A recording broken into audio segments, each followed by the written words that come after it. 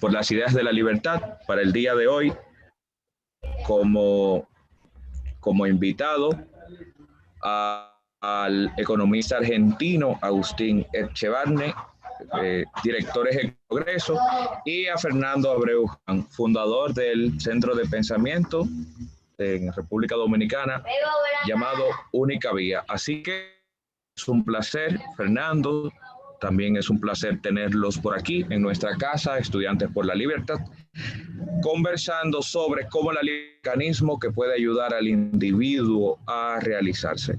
Así que cualquier pregunta pueden dejarla en la barra de chat de YouTube, y con gusto, pues al terminar las presentaciones, la estaremos haciendo. Así que todo tuyo. Sí. Buenísimo, muchas gracias, Dani.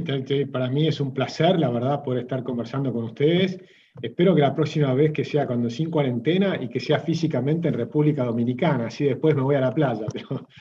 Pero por ahora tenemos la ventaja de la tecnología que nos permite por lo menos estar en contacto, y la verdad es que está funcionando muy bien esto del Zoom y demás.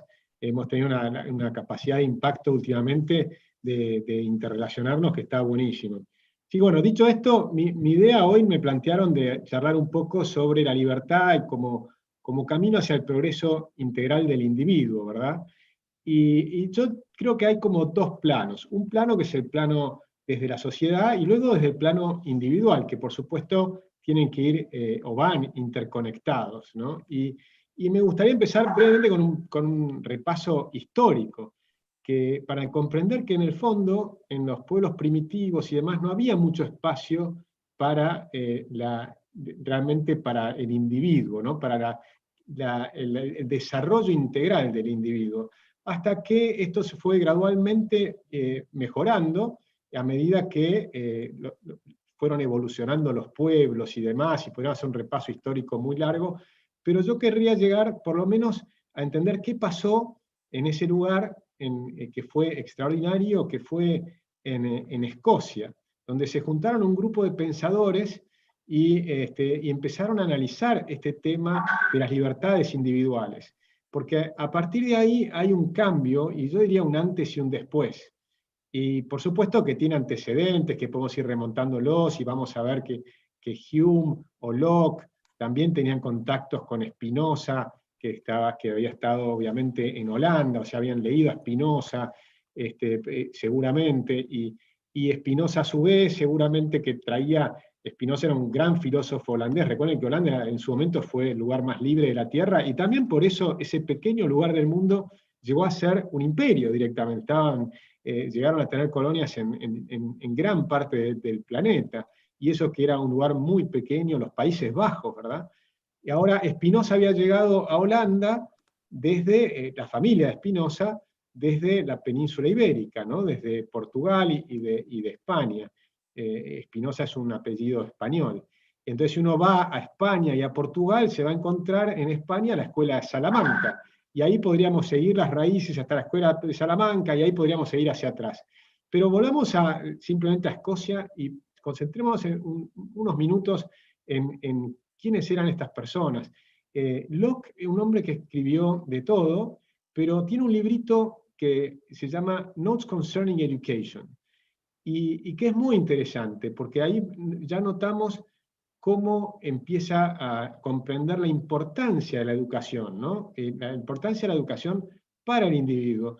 Y siendo que estamos hablando de una época muy temprana para todas estas ideas, ya tenía cosas muy avanzadas. Por ejemplo, Locke ya hablaba que los hombres, o mejor dicho, las mujeres tenían que educarse al lado de los hombres, en el mismo lugar, y que además había que educarse de manera abierta, incluso abierta en términos de salir de intramuros, y la educación tenía que ser también en el campo y demás. Y con lo cual es interesante ir viendo cómo el desarrollo del individuo requiere educación. Y ahí podemos conectarnos después con los que siguieron más tarde, con Hume, con Adam Smith, que es el padre de la economía, y ahí vamos a ver cómo esto se entrelaza con la parte de la sociedad. Y entonces vamos a ver cómo Adam Smith descubre que estos países, o cuál es lo que realmente hace que los países sean ricos. y tiene ese famoso libro que habla de, que se conoce como La riqueza de las naciones, pero el título completo es Una investigación sobre la naturaleza y causa de la riqueza de las naciones. Y allí va a concentrarse justamente en bueno, las ideas que han hecho que en Inglaterra se empiece a multiplicar el progreso de una manera inaudita. Hasta ese momento los países prácticamente no crecían. Del año 0 al año 1000 el crecimiento en Europa fue 0 en términos de PIB per cápita. Pero del año 1000 al año 1750 prácticamente fue 0 también, fue 0,05% anual. Según las cifras de Angus Madison, pero aunque estuviera errado y lo hubiera pifiado por el doble, sería 0,01% anual, o sea, sería muy pequeño el crecimiento, 0,1% anual. Con lo cual, prácticamente no había crecimiento. Y de pronto encuentra que estalla la riqueza. Y eso es lo que investiga Adam Smith. ¿Y por qué la riqueza y no la pobreza? Porque la pobreza era lo normal. La pobreza es lo que había pasado en todas las épocas de la humanidad. Si miramos 1 millón de años, siempre habían sido pobres el 99% de la humanidad. Y aún los más ricos, en el fondo, si lo comparamos contra lo que es un hombre en la actualidad, también eran pobres, porque no tenían medicina, tenían una cantidad de problemas enormes, por más que comían mucho mejor que los pobres, y había unas diferencias brutales, ¿no? Con lo cual, eso si quieren después, me gustaría ir en algún momento, si llega la charla, a este tema de las desigualdades. Pero sigamos un poquito hacia adelante y veamos que este Adam Smith, quien comprendía este tema de la sociedad, también estudiaba a los individuos y la naturaleza humana. Y tiene otro libro que les recomiendo, que por supuesto es su tesis sobre los sentimientos morales. Y es la teoría de los sentimientos morales y la riqueza de las naciones son como las dos grandes tesis de Adam Smith, este gran pensador, ¿no? También ahí en Escocia. Con lo cual en Escocia surgieron estas ideas con una potencia tremenda. Y después se expanden hacia el resto del mundo. Pero al hecho de que primero el Reino Unido, y no es por casualidad, sino que precisamente por estas ideas, es que Inglaterra se transformó en la primer potencia mundial. Hasta que después exportó sus ideas a América, y ahí Estados Unidos pasó a ser la gran potencia mundial con esas ideas de los escoceses, ¿no? De Adam Smith, de Hume, de Locke, y por supuesto también de algunos franceses como Voltaire, por supuesto Thomas Paine. Hay una cantidad de autores que participaron de esas ideas, ¿no? Entonces fíjense cómo se va interrelacionando el individuo y la sociedad que garantiza los derechos individuales.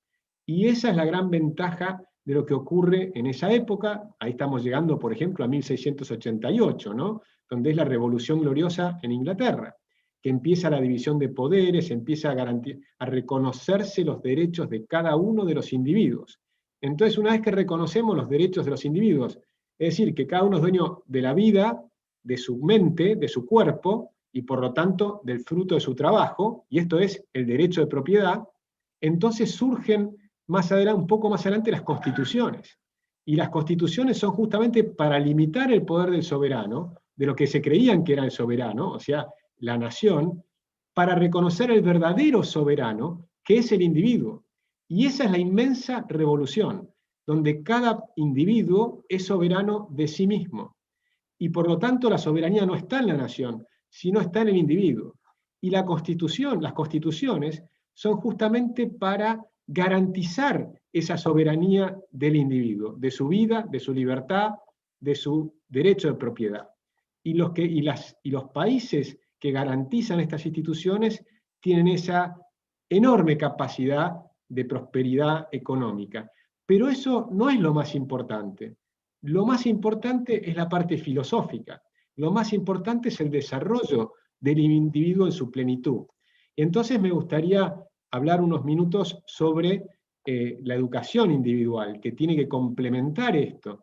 Y en Argentina, por ejemplo, tuvimos uno de nuestros padres fundadores, el autor de nuestra gran Constitución liberal de 1853, que es Juan Bautista Alberdi, que se los recomiendo leer porque la verdad es una maravilla. Era un tipo muy de avanzada. Y por supuesto había leído a Adam Smith, había leído a todos ellos, y tiene un librito lindísimo que se llama El sistema económico y rentístico para la Confederación Argentina, pero es aplicable a todo el mundo. Lo que hace es explicar la Constitución, pero artículo por artículo, que son estas ideas que les estoy comentando, pero aplicadas en cada uno de sus artículos. Y porque eso es fundamental. Y una vez que la aplicás en cualquier país, produce una riqueza impresionante. Y Argentina, cuando la aplicó, en 70 años pasó de estar entre los primeros 10 países del mundo durante 60 años, hasta que dejamos de aplicarla, en la época del peronismo, o probablemente un poco antes de 1930. Entonces tuvimos 100 años que crecimos más rápido que ningún otro país del mundo, incluso llegamos a estar número 1 del mundo en un par de años, en 1895, 1896, pero nos mantuvimos ahí arriba 60 años. Y después fracasamos notablemente. O sea, Argentina está buenísimo estudiarla para ver qué es lo que hay que hacer bien, y estudiarla ahora para ver todo lo que estamos haciendo, hagan lo contrario. Porque hoy Argentina hace todo lo contrario de lo que hicimos hace 100 años atrás. Entonces, Alberdi, que me interesaba comentarles, también habla de educación y dice algo interesante. Dice, la educación empieza al nacer. Es decir, cuando uno habla de educación no está hablando de la escuela pública, está hablando de algo mucho más importante, que es toda la educación, que empieza en su casa. Donde Alberdi dice, las madres son los primeros que están cercanos a la educación, porque generalmente en esa época el padre salía a trabajar, la madre era la que se encargaba de la educación. Pero recuerden que Alberdi decía, ojo, porque las mujeres tienen que educarse al lado de los hombres, esto decía Locke, ¿no? O sea que tenían esa idea. Después tuvimos otro gran prócer en Argentina, que es Sarmiento, y que impulsó la educación pública. Pero educación pública no significa educación estatal. Significa que tiene que haber escuelas. Y Sarmiento había recorrido, había hecho un viaje, escribió un libro que se llama Viajes, que también vale. Yo les cuento las cosas que más o menos sé. Me imagino que debe haber muchos otros autores que valen la pena, pero les cuento algunos que me parece que son realmente interesantes. Sarmiento, por ejemplo, Unamuno, que fue un gran filósofo español, dice de Sarmiento que fue el mayor escritor de habla hispana del siglo XIX. O sea que nada más que por eso valdría la pena leerlo como literatura. Pero además tiene ideas muy interesantes. Él recorre el África, después recorre Europa y llega a Estados Unidos. Y en Estados Unidos se maravilla del nivel de educación de la población. En cada pueblito que recorría había gente que sabía leer y escribir, que en aquella época era una pequeña parte de la población en cualquier otra parte del mundo.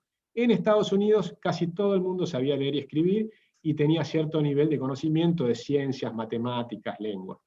Y entonces se enamoró de ese tema, y cuando llega a la Argentina nuevamente, y que luego fue presidente, trajo maestras de Estados Unidos a la Argentina para desarrollar la educación.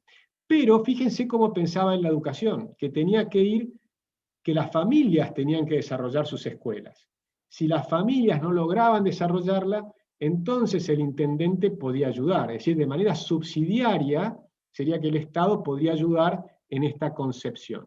Y luego podía venir tal vez a nivel provincial, pero siempre digamos, el autor o el responsable de la educación es la familia, son los padres, y no tienen que delegar esa función en el Estado. Eso es la gran aberración que estamos viviendo, me parece a mí, en muchos de nuestros países, es que delegamos esa función en el Estado, y el Estado cambió el tema de la educación por el adoctrinamiento. Y veamos un poco esa diferencia, porque ¿qué pasa ahora en gran parte de América Latina? Yo reconozco que no conozco mucho el caso de República Dominicana, así que después Fernando me dirá si aplica o no aplica lo que digo a República Dominicana. Pero típicamente en América Latina se ha instalado, se ha metido toda una pedagogía casi marxista, diría, ¿no? De, por ejemplo, Paulo Freire, que es un gran brasileño, un gran pedagogo, brillante, pero marxista. Entonces tiene un libro que, por ejemplo, se llama La pedagogía del oprimido. Y entonces fíjense lo que propone Freire. Propone que el sistema educativo estatal sea el que, de alguna manera, logra que la gente se sienta oprimido, que los niños, los jóvenes, se sientan oprimidos. La pedagogía del oprimido. ¿Para qué? Y lo dice con todas las letras. Para que al sentirse oprimido se genere una emoción. Y emoción es emoción, es poner en movimiento. ¿Y qué es lo que quiere poner en movimiento Freire? La lucha de clases. Entonces, ¿qué es lo que te dice? Que te sientas oprimido por un sistema. ¿Por qué sistema? El sistema capitalista. Entonces, esa opresión del sistema capitalista se la enseñamos a los chicos hasta que se sienten mal, se victimizan, se sienten oprimidos y salen a la calle por la lucha de clases y a impulsar el conflicto a la manera hegeliana, marxista, ¿no? La tesis y la antítesis. Y entonces eso produce una enorme cantidad de conflictos en todas nuestras sociedades. Fíjense que es todo lo contrario de lo que pretendía la educación en libertad. Y entonces volvamos a estos poquitos minutos que me quedan, a cómo se imaginaban la educación en libertad desde el punto de vista de los individuos. Primero, que empieza a reconocer que es una cuestión que empieza en la familia y que los padres son los responsables de la educación de sus hijos, y luego, cuando a medida que van creciendo, los propios chicos son responsables de su propia educación. Entonces ahí hay varios sistemas educativos que tienen esta idea, que es la educación en libertad. Entonces tenemos el sistema de María Montessori, el de Rudolf Steiner, que son las escuelas Waldorf, tenemos el método Pestalozzi, que eso es interesantísimo, porque ahora les puedo contar un segundo de Einstein, que se escapó del método prusiano-alemán para irse a Suiza buscando la educación en libertad, que es una maravilla que viene del iluminismo, que básicamente, ¿qué es? Educar es acompañar a un individuo para que salga de un estado y vaya cruzando hasta llegar a un estado superior.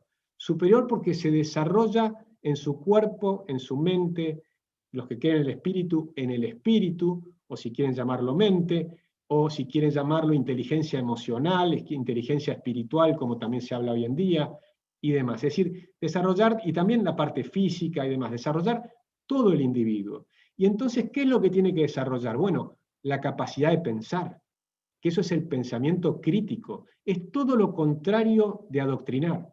Adoctrinar es como meter contenidos en un recipiente vacío. Entonces imaginamos la tabula rasa que algunas veces hablaban, como que la mente es una tabula rasa, y la llenamos de contenido, el contenido que te pone el educador, ¿no? Como que te está llenando tu cabeza de cómo tenés que pensar. Esto es totalmente distinto. Esto es tratar de desarrollar tu capacidad de pensamiento. Hay un hombre, por ejemplo, Hartley, que tiene una mesa, y la educación dice, es esta mesa, es una mesa en la cual nos rodeamos y planteamos un tema. Y ese tema que planteamos lo miramos desde todos los ángulos. Y hoy que tenemos la capacidad de Internet, cada uno puede googlear por su lado y buscar todo lo que puedan encontrar, y debatimos todos los distintos puntos de vista sobre un tema particular. Por ejemplo, pongamos un tema conflictivo, el aborto.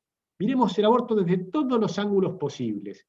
Y no sacamos una conclusión entre todos, sino que cada uno saca su propia conclusión y la tiene que pasar por el matiz de su propia mente, contrastar con la realidad, contrastar con todo lo que ha visto, ir sacando sus propias conclusiones y proponerla a la mesa. Y la mesa debate y está a favor o en contra, y luego cada uno se levanta de la mesa y todos crecieron, pero no significa que todos sacaron la misma conclusión.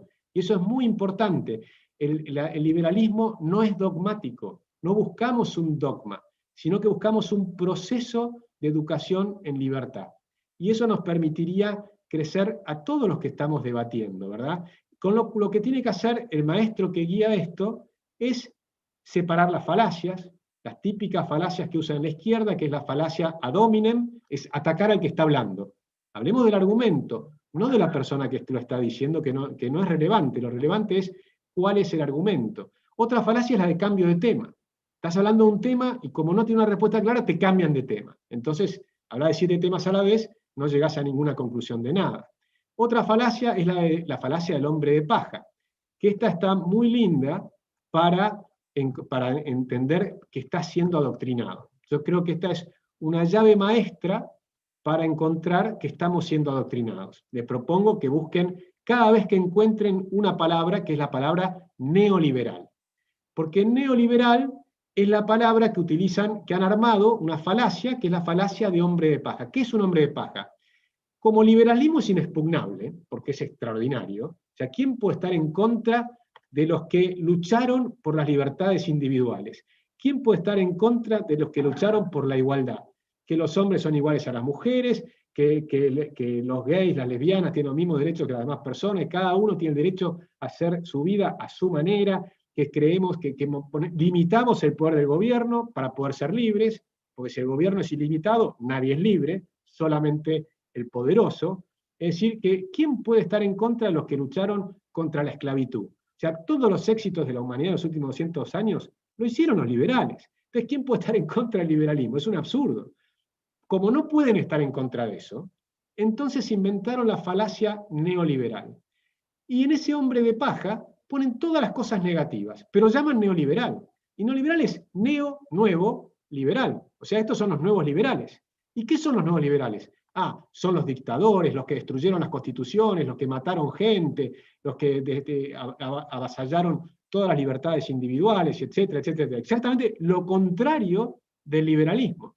Entonces eso es obviamente absurdo. Les queda entonces, dicen, no, pero el neoliberalismo es el liberalismo económico, pero manteniendo una opresión del pueblo. Y también es falso.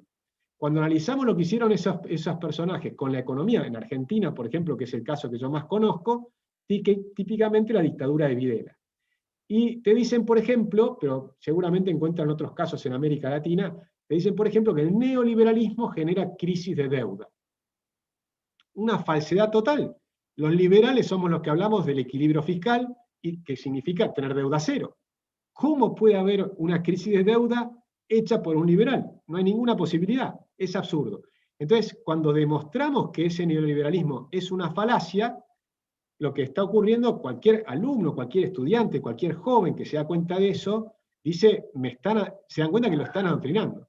Y naturalmente le tiene que surgir que no quiere estar adoctrinado. Y por suerte, tenemos un método infalible para salir del adoctrinamiento. ¿Qué cuál es? Muy simple. Lee todo lo que te digan tus maestros, pero después lee toda la otra campana. Y pasala por el tamiz de tu propia mente. Contrastalo con la realidad. ¿Hacia dónde van las personas? ¿Se escapan de los países capitalistas para invadir a los países socialistas o se escapan de los países socialistas para invadir a los países capitalistas? ¿Por qué se van a Estados Unidos y no son los americanos los que se escapan de Estados Unidos para venir a América Latina? Es decir, cosas que simplemente pasar por la racionalidad de nuestras palabras. ¿De Cuba se escapan hacia Estados Unidos o de Estados Unidos se escapan hacia Cuba? Es decir, bueno, acá ya estoy llegando al límite de la charla, pero digamos, vamos a ir ahora con las preguntas. Pero me parece que lo interesante es empezar a plantearse estas cosas. Y les recomiendo a algunos autores que me gustan mucho. Lean, por ejemplo, a Sir Ken Robinson. Lo pueden encontrar en YouTube, que habla sobre el tema de la educación. Porque además, y acá les pongo el broche del tema de la urgencia de que en nuestros países hagamos una revolución educativa hacia la libertad, ¿no? Un poco las ideas que estoy tratando de elaborar en estos pocos minutos. Pero ¿por qué es tan importante hacerlo y hacerlo de manera urgente? Básicamente porque la revolución tecnológica ha llegado a un punto de aceleración tal que las máquinas y los algoritmos están reemplazando todos los trabajos aburridos y repetitivos. Por lo tanto, los países que no tengan métodos educativos que desarrollen la mente, el pensamiento crítico, la capacidad de imaginación, por ejemplo, con el método Pestalozzi, que lo mencioné pero no lo llegué a desarrollar, que es el pensamiento en imágenes que hacía Einstein. Einstein se escapó de Alemania porque tenía ese método prusiano de meterte el contenido que el profesor quería y vos no podías discutir el contenido. Pestalozzi, en cambio, proponía el tema, te hacía pensar con imágenes y proponer soluciones nuevas. Y Einstein se va de Alemania a los 16 años a Suiza y ahí desarrolla todo su potencial, pero porque cambió de método educativo. Se hubiese quedado en Alemania y probablemente no hubiera sido Einstein, porque esta capacidad de desarrollo fenomenal hizo que a los 25 años se había desarrollado la física moderna. Entonces era impresionante. Con lo cual, ahora, ¿qué es lo que va a pasar? Que en los próximos 20 años van a desaparecer el 50% de los trabajos que conocemos hoy en día, en apenas 20 años. Todo trabajo aburrido y repetitivo. Por ejemplo, las cabinas de peaje, los cajeros de supermercado, las personas están contando la plata todo el día. Todas esas cosas repetitivas van a ser las máquinas. O si una cámara de fotos va a ver qué auto pasa y te mandan, te debitan directamente tu tarjeta de crédito con algoritmos y con un costo cero. Con lo cual, por supuesto, todo lo que tiene costo cero es mucho más útil que tener una persona, una cabina de cemento, ensanchar las rutas para hacer pasar los autos y demás y no demorarlos demasiado, frenar, arrancar, que te aumente el consumo de combustible y una cantidad de cuestiones. Bueno, todos esos trabajos repetitivos y aburridos, pero ojo, también los contadores. La gran mayoría de los contadores es un trabajo muy aburrido y repetitivo. Lo van a hacer las máquinas y los algoritmos. Todos los cálculos de impuestos, todas estas cosas aburridísimas y demás, las van a hacer las máquinas y los algoritmos. Con lo cual, vas a necesitar desarrollar estas capacidades: pensamiento crítico, imaginación, creatividad, pensamiento espiritual, empatía, es decir, la capacidad de ponerte en el lugar del otro, de sentir lo que está siguiendo, de empatos, ¿no? O sea, tener el sentimiento de lo que está teniendo la otra persona, el trabajo en equipo, la capacidad de imaginación, la inteligencia emocional, todas estas cosas que nos hacen verdaderamente humanos. Por eso es tan lindo la idea de la educación en libertad. Y que además es todo lo contrario del conflicto. Te permite, al desarrollarte, mejorar tu carácter y aumentar tu autoestima. Y al aumentar tu autoestima es todo lo contrario de la victimización. Es mostrarte que no tienes límites. Hoy en día con un celular puedes aprender inglés, puedes aprender programación y puedes exportar a cualquier parte del mundo tu conocimiento y ganar plata. Con un celular, no necesitas nada más. Estudiar por ti mismo, porque está todo acá. Con lo cual, por supuesto, una escuela te puede mejorar, un buen maestro te puede ayudar y tus padres también, desde ya. Pero creo que ahí hay toda una cantidad de cosas que podemos hacer si revolucionamos el método educativo. Y la fórmula, y con esto termino, porque ahí estoy llegando al límite, es nosotros proponemos una tarjeta educativa, un voucher educativo. Es decir, que sigan estando las escuelas, pero financiamos a los padres para la educación de sus hijos. Es decir, una tarjeta que solamente puede ser utilizada para educación, pero tanto en una escuela estatal como en una escuela privada. Y entonces se pone en competencia, y con gran diversidad de ofertas educativas, porque cada persona es distinta, cada persona es diferente, tenemos diferentes habilidades, tenemos diferentes curiosidades, diferentes intereses, y por lo tanto no todos tenemos que ser educados del mismo modo. Algunos tendrán más inclinación por lo artístico, por la danza, por la música, otros por la ciencia, por las matemáticas, otros por la literatura, el tema verbal, otros por el teatro, tantas cosas distintas y tan maravillosas. Entonces cada uno tiene que desarrollarse en plenitud a su manera. Y nosotros, a través de ayudarlos financieramente con una tarjeta, entre los demás, para las personas que no tengan suficientes recursos, yo creo que ahí hay una función interesante que sí tiende, yo no digo a igualar las oportunidades, porque nunca vas a tener iguales oportunidades, sino a multiplicar las distintas oportunidades que tenemos cada uno de nosotros. Así que yo dejaría por allí, si te parece, Fernando, bueno, podés hacer tus comentarios y las preguntas que quieras. No, excelente, Agustín. Me pareció una exposición excelente. Para ir, creo que iré comentando más o menos en el orden cronológico de tus comentarios, con los cuales no puedo estar más de acuerdo. Por cierto, nosotros también propusimos acá el sistema voucher aplicado a República Dominicana. Igualmente, incluso hasta lo propusimos al nuevo gobierno, en el cual no lo van a aplicar actualmente, pero lo van a pensar para el futuro. Incluso el nuevo ministro de Industria, Comercio y MIPIMES, que creo que usted lo conoce, y Tobisono, también lo propuso. Es parte de la realidad. Entonces, gran persona, Ito. Sí, si gran está por persona. allí, un gran saludo para Ito. Puede ser que lo vea, puede ser que lo vea. Entonces, en ese sentido, sí hay un poco de futuro y esperanza para la República Dominicana. Pero déjame más o menos entrar en tu análisis y comentarios en el mismo orden que lo dijiste, para agregar cuestiones e ideas que son también más aplicadas a la República Dominicana. Mencionaste el gran aporte de Locke, Spinoza, Hume, Smith a las ideas correctas, a las ideas de las libertades individuales, de las ideas que aportan prosperidad a todos los países y al mundo.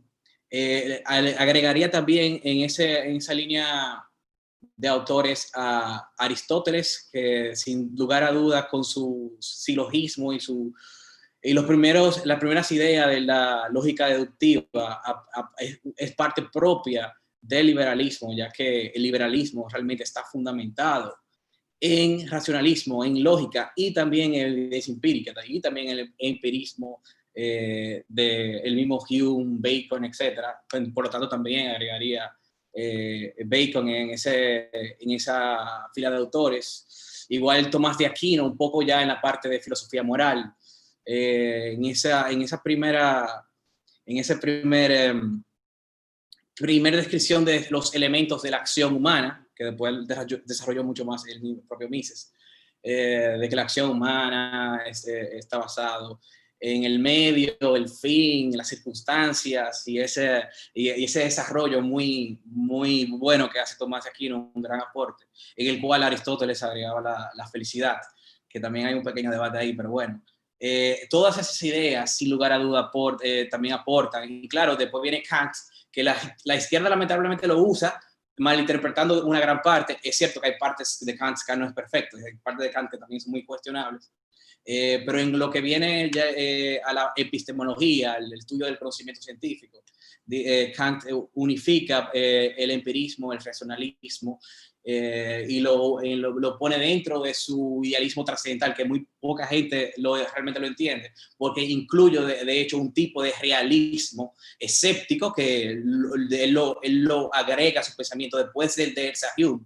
No es lo mismo el Kant temprano, el early Kant, el later Kant, pero nada, eso ya es un tema un poco más complicado. Después de esa fusión, claro, Smith, lo liberal clásico, Bastiat, el liberal francés, y claro, los austriacos, Menger, el padre de los austriacos, y después obviamente Mises y Hayek.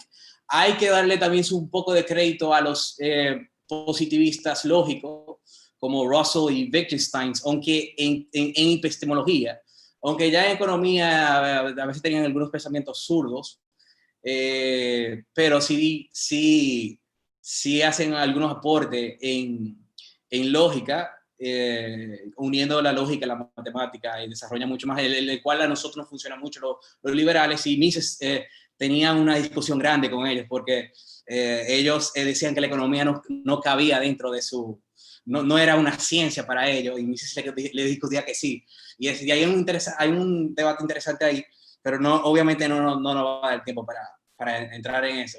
Y también tiene que ver con el propio problema de la deducción de Popper, y el falsalvo, muchos autores lo leo en inglés, a veces se me hace un poco difícil traducirlo en español, pero bueno, porque obviamente la mayoría de la información está lamentablemente en inglés, pero nada, entonces, pero sí, esos autores obviamente se lo agregaría al gran aporte que hacen al liberalismo.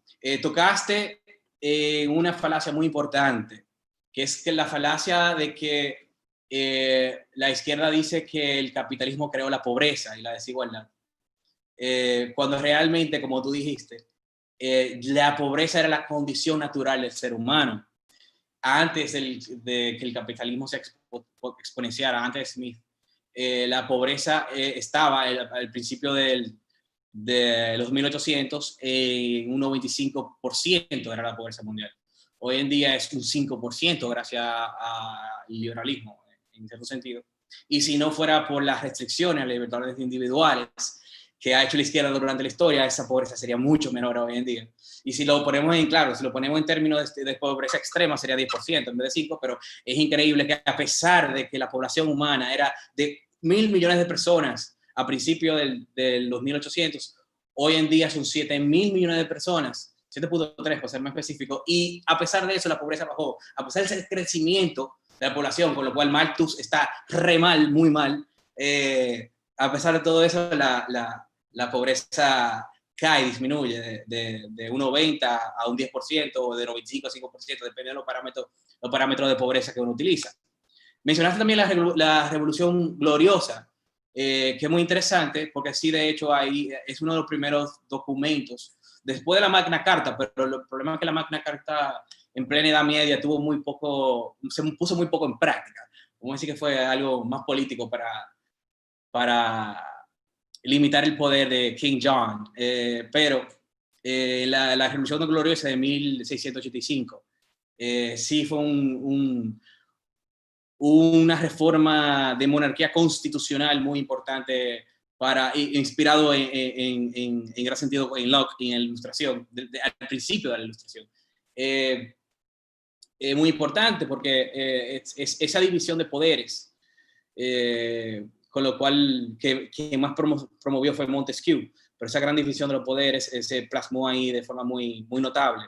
Y también obviamente eso inspiró a la Revolución Americana y a la francesa de cierto modo, pero sabemos que la francesa tiene sus problemas desde su origen. Debieron dejarlo solamente en libertad y no hablar tanto de fraternidad y todo lo demás que no son incompatibles. Pero nada, luego mencionas que los países que respetan más los derechos individuales son los más prósperos, y eso no puede estar más correcto. Y aquí sí quiero unir República Dominicana con Argentina, porque somos similares. Ustedes, lamentablemente para ustedes, están un poco más a la izquierda. Sus gobiernos han practicado política un poco más de izquierda. Ustedes son casi extrema izquierda. En todos los indicadores, nosotros somos de centro izquierda, acercándonos cada vez más hacia ustedes. Gracias a Dios, hasta lo que ha anunciado este nuevo gobierno, las cosas van a cambiar hacia el otro lado. Pero históricamente hemos sido de centro izquierda acercándose más a esa extrema izquierda. Y digo esto porque República Dominicana en libertad económica está en el rank 95, sin embargo Argentina, que está en la cola, no está en el centro, no somos Costa Rica, que está en 60, está en la cola, pero Argentina está en 126, aún más grave.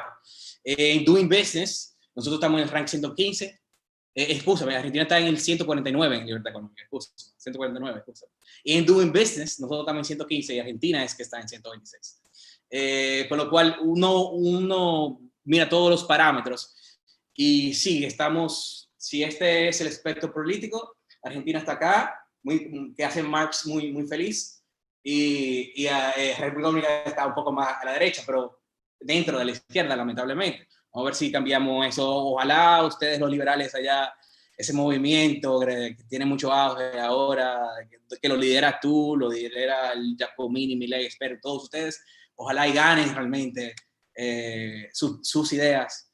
Creo que sí, porque son muy populares para el próximo año. Igualmente acá, ojalá y este nuevo gobierno que va por buen camino en este sentido, termine ejecutándolo de una forma muy liberal y que cambiamos el futuro de nuestros países. En República Dominicana hay más de 2.509 tributos calculados por nosotros, que era algo una información que nadie tenía.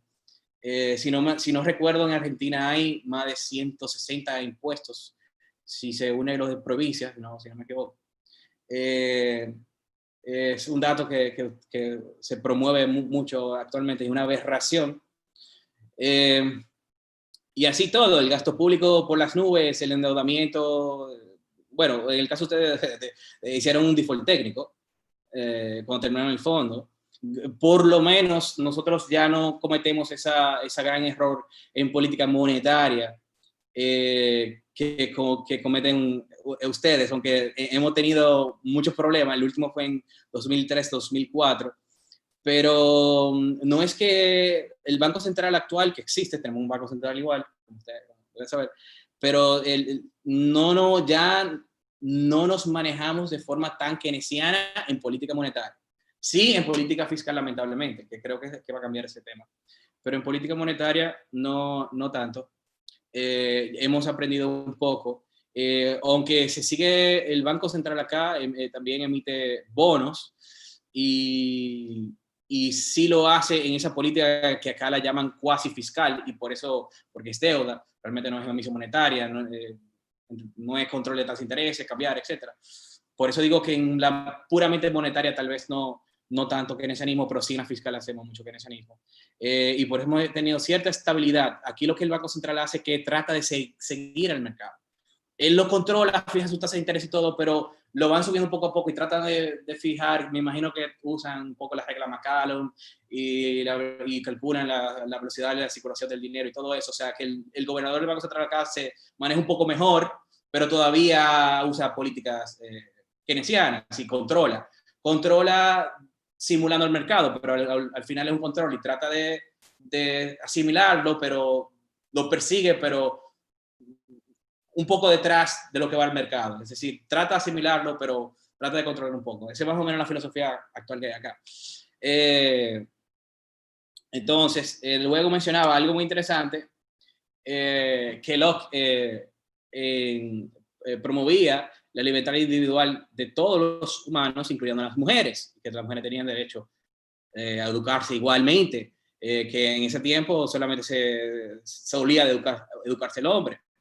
Por lo tanto, un buen golpe para las feministas de corte marxistas, que son la mayoría, lamentablemente, es que los primeros feministas realmente somos los liberales.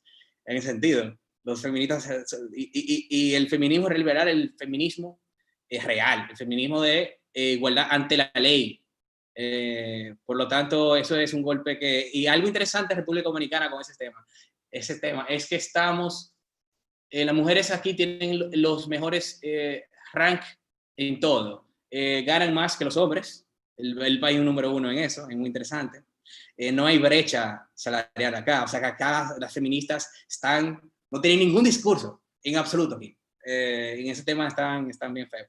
Pero existen todavía, obviamente, y lo tratan de unir con el marxismo y todo eso. Como siempre, obviamente. Y también el feminismo de género,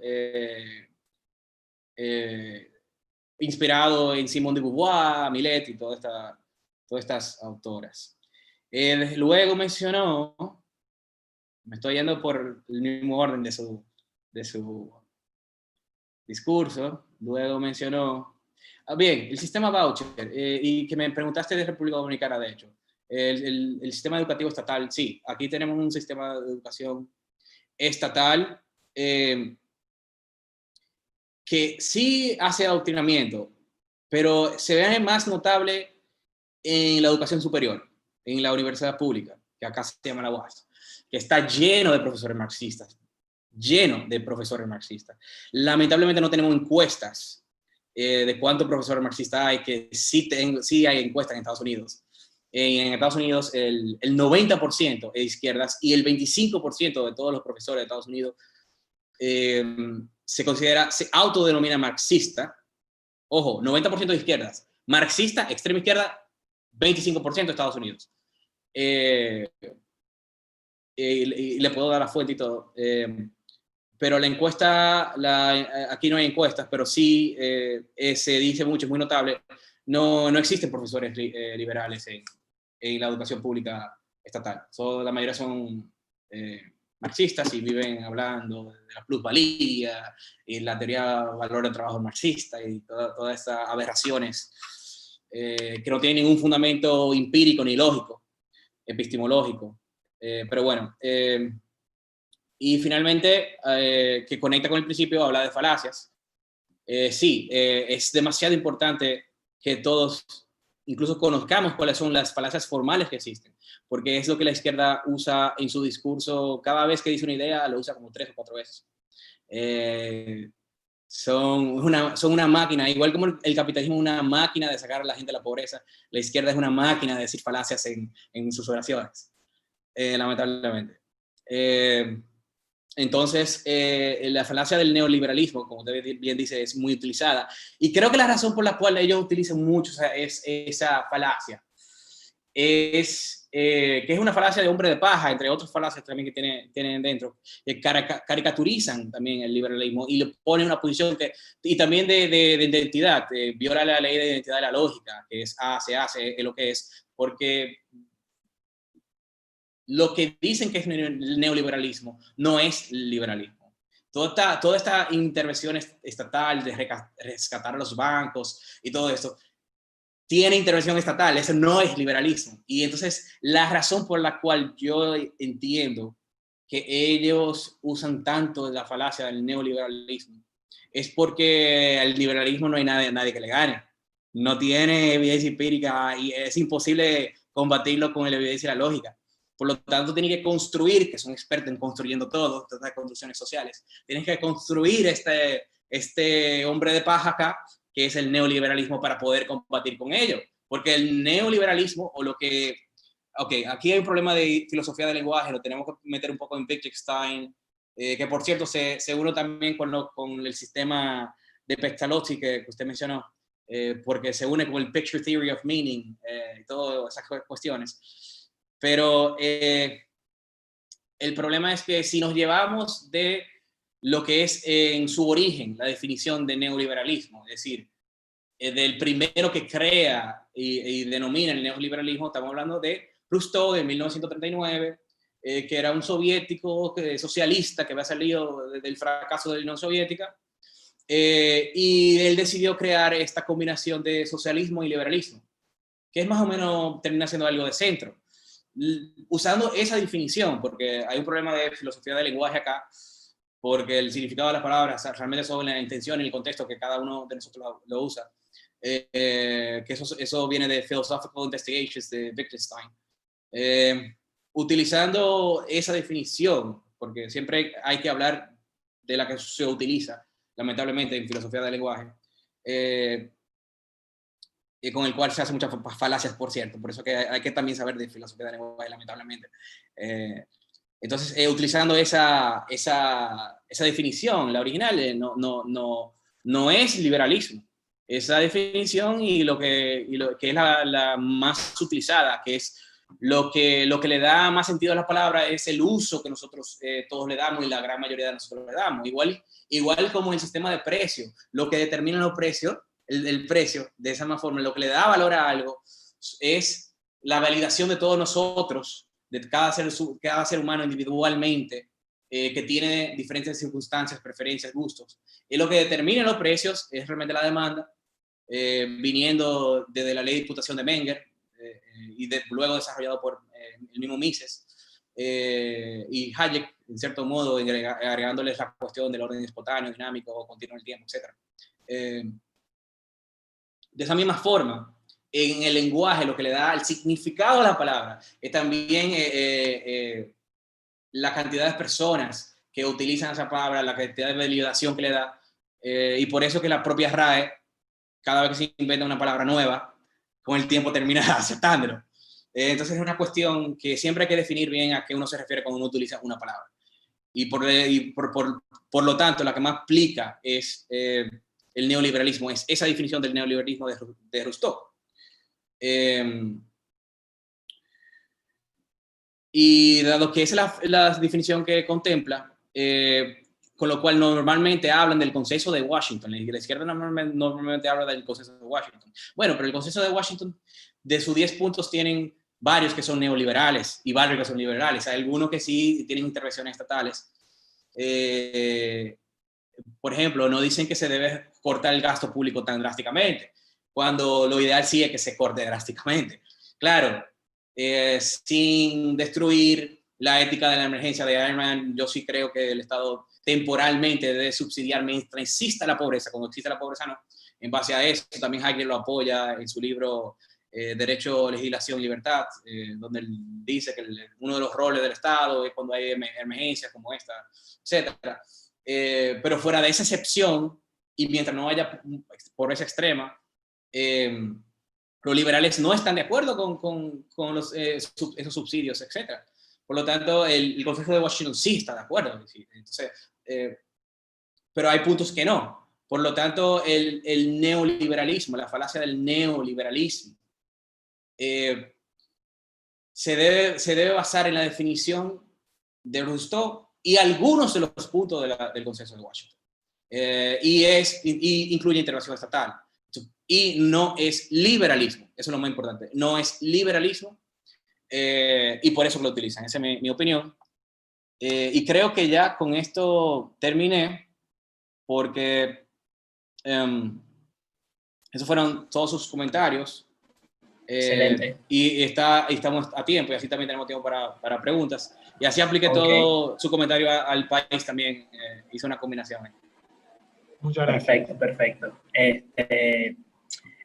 Fue un gusto de verdad escucharlo, excelente exposición la de ambos, Agustín, Fernando, muy gratificante la verdad. Y para proceder a la ronda de preguntas, entonces voy a hacer una pregunta que va, o sea, dirigida un poco a los dos. Puede proceder primero Agustín a contestar y luego Fernando a dar su opinión, claro. Y bueno, empecemos. Nosotros como defensores de la libertad, ¿qué debemos hacer para que la sociedad priorice el valor del individuo? Bueno, para mí hay dos temas que son muy importantes. Uno es lo que podemos llamar la batalla cultural, ¿no? Esta idea que Gramsci tuvo ya en el año 22 y que además después fue amplificada en la escuela de Frankfurt y demás, que ellos tienen esa idea de que hay que ganar la batalla en la educación y la cultura y el resto se da por añadidura. Entonces tenemos que estar en el debate, tenemos que... El primer deber para mí es crecer uno mismo, ¿no? Es estudiar, es leer, es tratar de entender los problemas, hacerlo con buena onda, estar en todos los debates y después salir a la cancha y debatir y hacer videos y este tipo de charlas, hacer debates con los marxistas, con los socialdemócratas, todo ese tipo de cosas creo que es muy importante. Y después también creo que es una responsabilidad de todos nosotros participar de la compulsa agonal, de la batalla agonal, es decir, de la batalla competitiva en la política. Esto es, hay que hacer partidos y ganar elecciones. Y ganar elecciones es un trabajo enorme y hay que entender que ellos, cada vez que están en los gobiernos, en general aprovechan el gobierno para financiar a su propia gente, y los liberales no hacemos eso. Entonces ahí estamos en desventaja. Permanentemente estamos en desventaja, porque cada vez que ellos obtienen al Estado o al control del Estado a través de los gobiernos, entonces lo toman como un botín. Y nosotros tenemos todo lo contrario, lo que tratamos de hacer es achicar al Estado, entonces, y liberar a la gente, al individuo. Entonces ahí estamos en desventaja. Y por lo tanto, nos toca una tarea que es más difícil, que es desde el llano apoyar a los think tanks, a los grupos de investigación. El que no tiene tiempo porque es un empresario tiene que ayudar con plata, que también es importantísimo financiar a los centros de investigación y a los partidos políticos y a las personas que se dedican a la política. Entonces, para mí son esos dos grandes temas, la batalla cultural y la batalla agonal. Estoy totalmente de acuerdo con Agustín. Financiar los think tanks liberales es muy importante, tanto como el que tienes allá en Argentina y nosotros acá en República Dominicana. Y la batalla por las ideas es fundamental. Todas esas ideas, también me faltó mencionar muchísimas cuestiones relacionadas a este tema. Pero todas esas ideas que vienen de, ya que mencionaste a Gramsci, que vienen de la escuela de Frankfurt y la escuela continental en filosofía, Sartre, Helmut Heidegger, Habermas, Foucault, Derrida, todos estos autores. Y muchos aquí, en cada país, cada quien penetra diferente. También el propio Hegel, aquí en los intelectuales dominicanos, que por suerte no hablan tanto en televisión, pero si hablaran. Hegel es muy, muy fuerte con ellos. Se llama mucho de la dialéctica, claro, en su ignorancia también, porque de hecho Marx y Hegel no están alineados en todos, y Hegel creo que estaría muy decepcionado de ver la interpretación que Marx le hizo, y de hecho ni siquiera sigue su propia dialéctica, ya que promovía que al final todos los obreros del mundo se iban a levantar, y eso incluso estaba en contra de la propia proceso de la dialéctica, de la tesis, antitesis y la síntesis. Es decir, pero nada, la escuela de Frankfurt, Foucault, lamentablemente ya en República Dominicana, no en la ciudadanía general, pero ya sí en algunos comentaristas ha penetrado de cierta forma. En Argentina no lo veo tanto, pero tú me dirás, Agustín, en los programas de allá que yo suelo ver mucho en Argentina, igual en España, Estados Unidos, Canadá, etcétera, pero en Argentina suelo ver mucho Intratables, Fantino y todo Chiche, la polémica del bar y todos esos. No lo escucho mucho mencionar Foucault ni nada de eso, pero lamentablemente en República Dominicana, que es mucho más pequeño, somos solamente 10 millones de habitantes, siendo más pequeño, ha penetrado, aquí ha salido a relucir hasta la Z, que es una estación de radio de acá. El mismo Kuhn sale mucho aquí, y ese debate filosófico epistemológico de Kuhn y Popper lo promueven aquí, de hecho, lamentablemente. Bueno, no lamentablemente con Popper un poco, pero sí con Kuhn, que también se relaciona mucho con el propio Foucault, con el epistema, cada quien tiene su epistema un poco diferente, pero son prácticamente ideas que van de la mano. Y todas esas filosofías hay que compartirlas porque se penetran en todas las ciencias sociales y humanas, se penetra en la psicología, mediante Freud y Lacan, se penetra en la propia economía con los keynesianos, Modern Monetary Theory y todas las demás derivaciones del keynesianismo, neokeynesianismo. Aquí viven leyendo a Piketty, aquí viven promocionando Stiglitz, aquí viven promocionando, sí sé que Stiglitz sigue muy promocionado en Argentina, y Piketty también, y por eso de hecho estoy haciendo 2 papers en contra de ambos.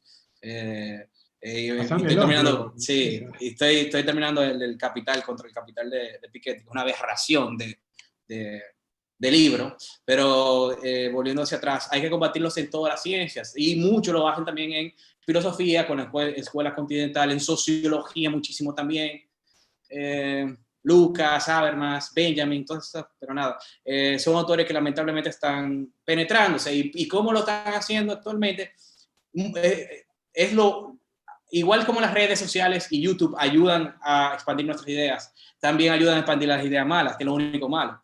Claro, la libertad al final es lo conveniente, pero por ahí esas ideas se filtran mediante Zizek, no sé si has oído de él, que es muy famoso en Zizek, que es muy bueno que lo busque, es muy famoso en Estados Unidos, que él ha puesto en moda mucho lamentablemente a Hegel, al propio Nietzsche y a muchas Habermas y Adorno y toda la escuela de Frankfurt, y ha llegado a millones de gente, y tuvo un debate con Jordan Peterson, que en sociología y psicología defiende más las ideas de la libertad.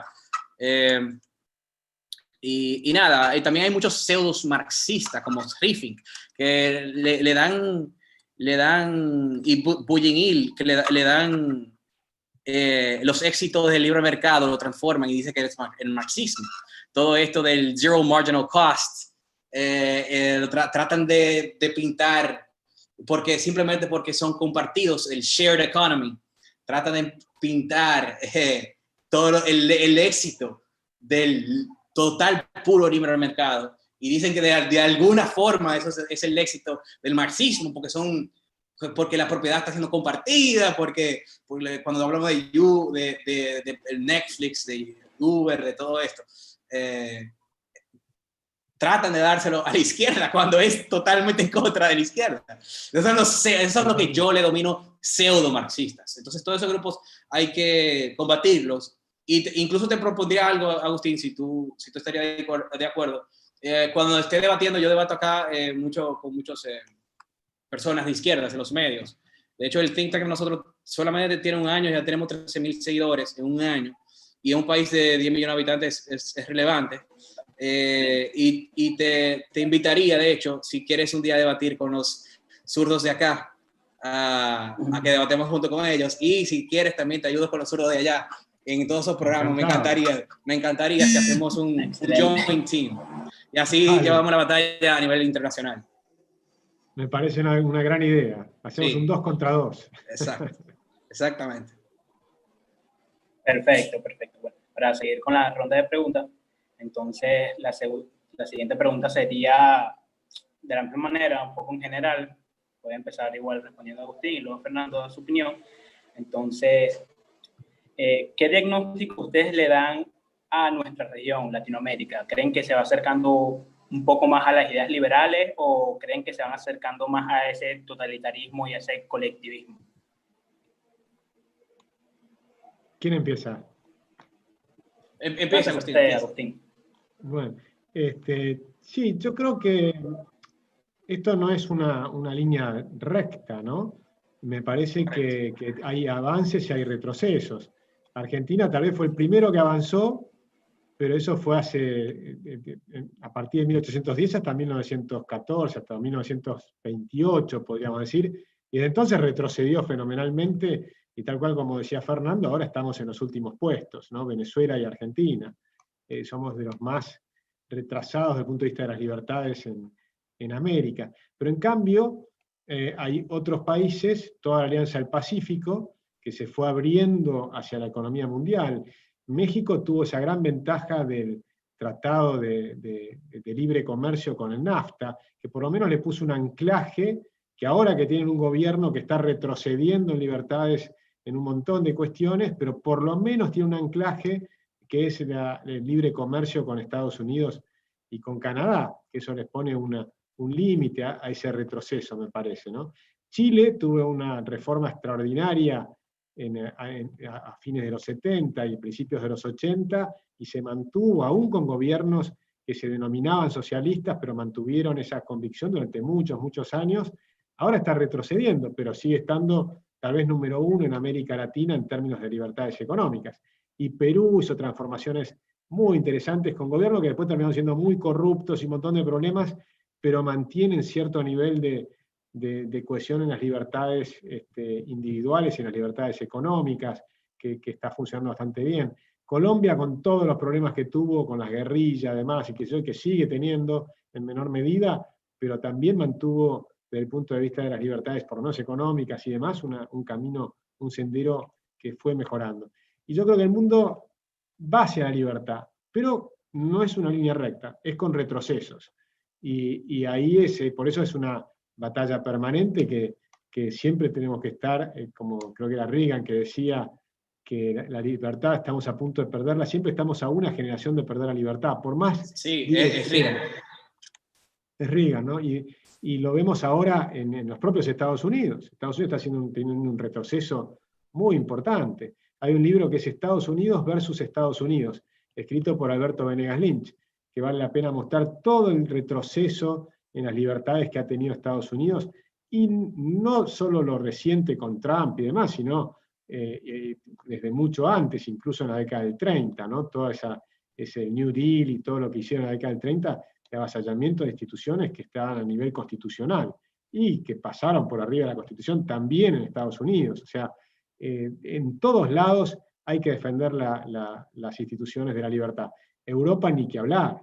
Europa tuvo un gran desarrollo hacia la libertad, todas las que fue los tratados entre Alemania y ahora me estoy yendo un poco de América, ¿no? Pero los tratados entre Alemania y Francia, el tratado del acero y el comercio que empezó, y luego con Monnet y con Adenauer, que empezaron esa idea hasta llegar a un gran mercado común que fue muy libre, bajar los aranceles a cero, la libertad de movilidad de las personas, de los capitales y de los bienes de manera extraordinaria, y ahora está con retroceso, ¿no? Con el Brexit, pero que el Brexit es una consecuencia del retroceso. No es que el Brexit es el retroceso, sino que ya venían por el exceso de regulaciones, cuando tienes un Estado supranacional, que es Europa, pero que esa Europa generó 69.000 páginas de regulaciones, entonces, o más, no sé si eran 89.000 páginas de regulaciones. Entonces tienes una cantidad de cosas que van oprimiendo a la gente. En Europa te escriben hasta cuál es la forma de las bananas, el tamaño que tienen que tener para poder ingresar al mercado común europeo, pero básicamente porque no quieren que entren las bananas de Ecuador, por ejemplo. Entonces, todo ese tipo de regulaciones que ellos van y tratan de ayudar al África, en teoría, pero en la práctica les impiden comerciar, que sería la fórmula mejor. Es decir, que hay un permanente avance y retroceso, avances y retrocesos, pero yo creo que hay una tendencia hacia la libertad que yo creo que a la larga es inapelable.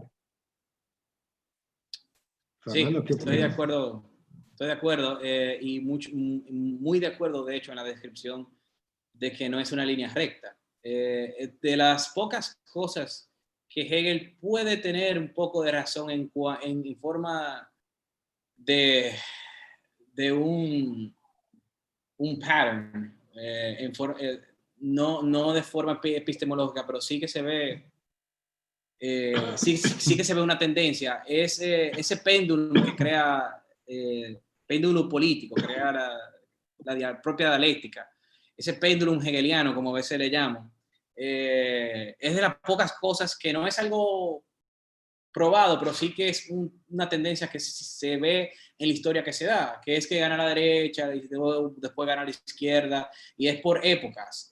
Sin embargo, lo bueno es que la tendencia, aun cuando retrocede, cada vez más está más cerca del liberalismo. Eso es lo más importante. Si se fijan, ¿qué teníamos a principios del siglo XX? ¿Qué teníamos al principio de... Lo que teníamos era... la revolución bolchevique, todos los estados de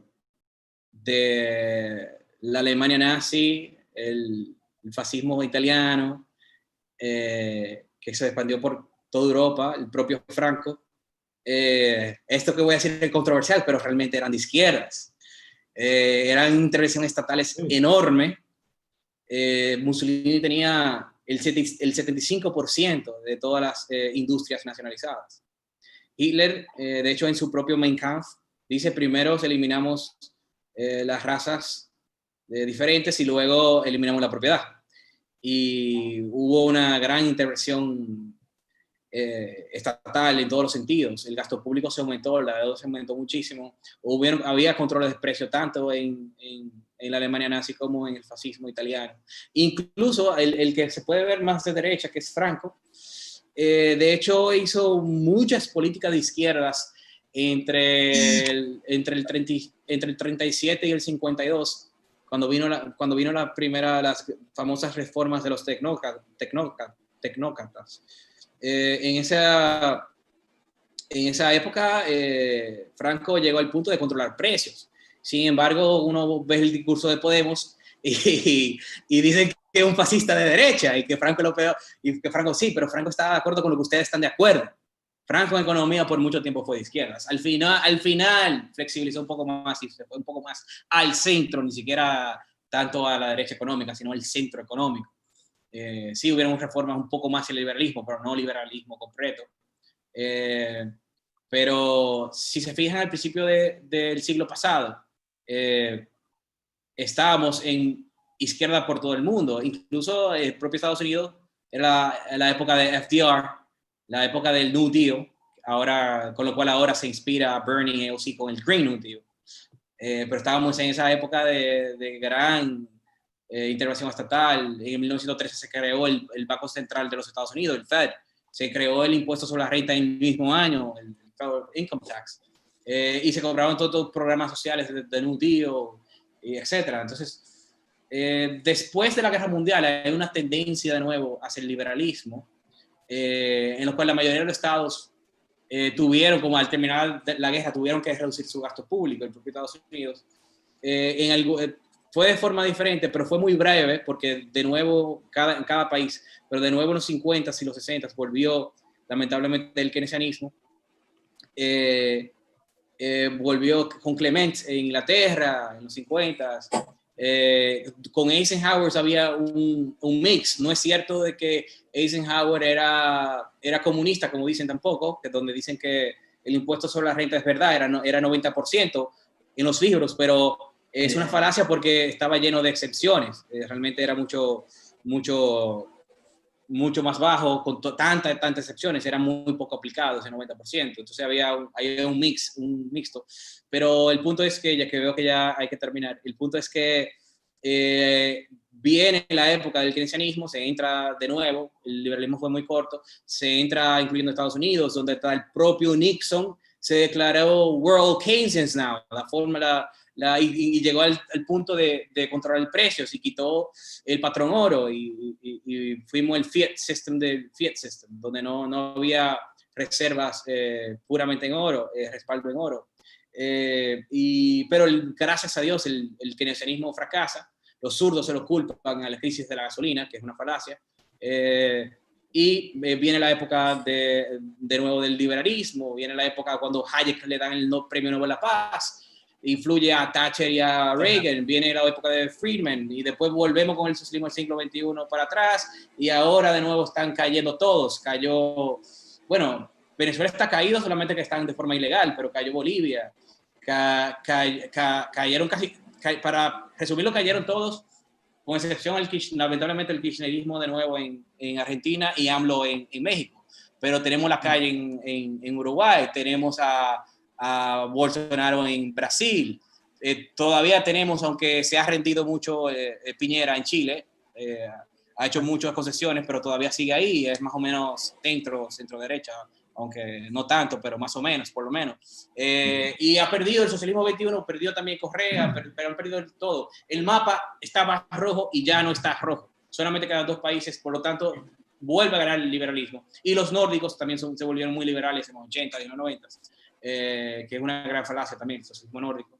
Por lo tanto, hay un pendulum, siempre vuelve a ganar la izquierda puede volver a ganar, especialmente en Estados Unidos, no ahora, tal vez no ahora, pero sí muy probablemente después del 28, pero eventualmente siempre iremos más a la derecha, gracias a Dios, porque la verdad está de nuestro lado.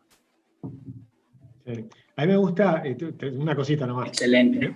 Me gusta Giambattista Vico, que habla del corsi y recorsi de la historia, cuando uno lo mira de muy largo plazo, pero él dice, es verdad que hay una especie de péndulo que vuelves a hacer como un ciclo y demás, pero que a la larga el ser humano va mejorando. Sí, correcto. Y en esa mejora del ser humano creo que está el camino hacia la libertad, ¿no? Correcto. Y se ven todos los indicadores. Estamos mejor en todo. Absolutamente, en pobreza, en desarrollo humano, calidad de vida. Y de hecho, los países que están mejores en todo eso, los países que tienen mayor libertad económica, mayor libre mercado, son los países que tienen mejor per cápita, menor pobreza, mejor calidad de vida, mejor desarrollo humano, menor desigualdad. De hecho, en el propio Gini, que es algo que le choca a muchas personas de izquierda, pero está en eso, en absolutamente todo, y en corrupción igual, son los que tienen menor corrupción, mejor desarrollo ambiental, todo, somos superiores absolutamente en todo. Tal cual. Excelente, excelente. Creo que ya nos queda poco tiempo, pero aún nos queda espacio para 1 o 2 preguntas más. Entonces, por acá nos preguntan, ¿por qué si los movimientos independentistas de Hispanoamérica estuvieron influenciados por las ideas liberales, la izquierda suele atribuirse el logro de las revoluciones y poner a los líderes de estas? Bueno, creo que es una de las tantas falacias que utiliza la izquierda, ¿no? Está claro que los movimientos que empezaron las independencias de América venían de las ideas de la libertad, venían de las ideas que estábamos hablando al principio, ¿no? De Locke, Hume, Voltaire, de la Revolución Gloriosa, la Revolución de Estados Unidos. Todos nuestros autores, desde Bolívar a Monteagudo, los que estaban en toda América, tenían como modelos a los autores de los fisiócratas franceses, los escoceses, los liberales escoceses, y por supuesto los de Estados Unidos, leían a Jefferson, de los debates de los Federalist Papers, es decir, que estábamos emparentados con todas esas ideas de la libertad. Eso es simplemente una cuestión de estudiar un poco, ¿no? y de mirar qué es lo que pensaban todos nuestros próceres, y desde ya era esa potencia. Basta ver cómo hablaban del tema de la PEPA, ¿no? La Constitución Liberal de España.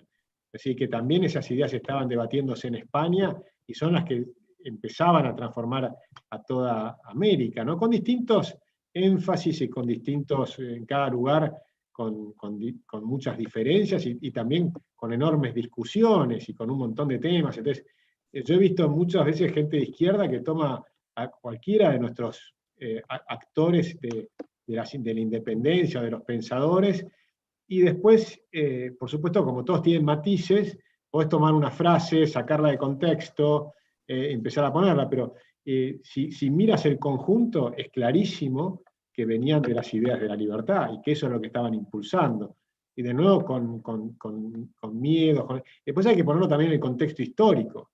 En ese momento, en el mundo había esclavitud en todos lados. Estados Unidos recién en 1860 empieza la guerra de secesión, donde se termina la esclavitud.